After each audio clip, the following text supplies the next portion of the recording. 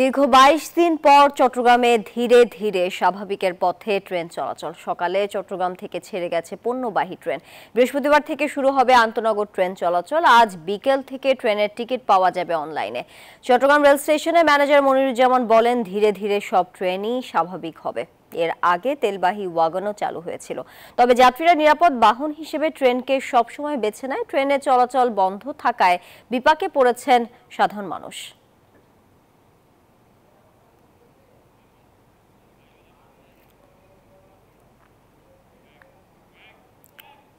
দর্শক, এই বিষয়ে বিস্তারিত জানাতে চট্টগ্রাম থেকে সরাসরি যুক্ত হচ্ছেন নয়ন বড়ুয়া।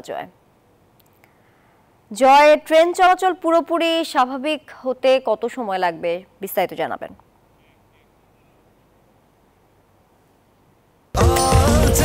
স্বাস্থ্যকর অল টাইম হানিকম, সব সময় অল টাইম হেলদি লাইফ।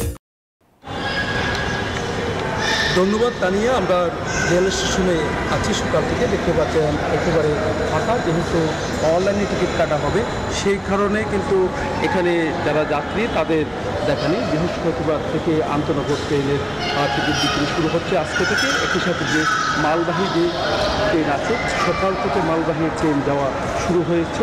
তবে বলা যায় যে ২২ দিন পর এই ট্রেন চলাচল শুরু হচ্ছে। এর আগেও কিন্তু আমরা দেখেছি তেলবাহী যে ওয়াগন আছে সেই ওয়াগন ছেড়েছিল। তবে যখন ৫ মার্চ আগস্টের আগেই কিন্তু আসলে যখন উত্তেজনা বিরাজ করছিল তখন সেই ট্রেনটি বন্ধ করে দেওয়া হয়েছে। তো একটু দেখতে পাচ্ছেন যে এখানে মালবাহী ট্রেন অপেক্ষা করছে। কিছুক্ষণ আগেও একটা ট্রেন গেছে, আরও কয়েকটা মালবাহী ট্রেন যাবে বলে আমাদেরকে জানিয়েছেন রেল স্টেশন ম্যানেজার। যেমনটা জানিয়েছেন, তাদের যে প্রস্তুতি, সব ধরনের প্রস্তুতি তারা শেষ করেছেন। তারা বলছেন আন্তনগর ট্রেন ছাড়ার জন্য কিন্তু তাদের সব ধরনের প্রস্তুতি আছে বলে জানিয়েছেন। তো রেল স্টেশন ম্যানেজার যেমনটা জানিয়েছেন, ট্রেনগুলো ধোয়া মোচার কাজ চলছে। যাত্রী পরিবহন করার জন্য কিন্তু তারা সব ধরনের প্রস্তুতি নিয়েছেন। নির্দেশ এসেছে বৃহস্পতিবার থেকে তারা ট্রেন চলাচল শুরু করবে। প্রশাসনের সহায়তা নিয়ে তারা ট্রেন চলাচল শুরু করবে। আমরা যে মালবাহী ট্রেন দেখানোর চেষ্টা করছি, দেখতে পাচ্ছেন এখন চট্টগ্রাম রেল স্টেশনে অপেক্ষা করছে।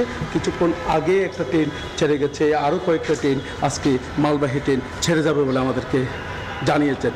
তো এখানে যে আন্তনগর যে ট্রেনগুলো আছে দেখতে পাচ্ছেন, সেই ট্রেনগুলো কিন্তু অপেক্ষা করছেন।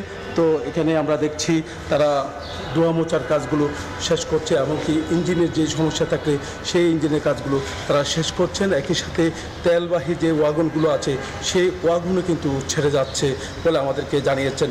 এই ছিল আমার এখানকার সর্বশেষ। ফিরে যাচ্ছি স্টুডিওতে তানিয়ার কাছে। জয়, আপনাকে ধন্যবাদ যুক্ত থাকার জন্য।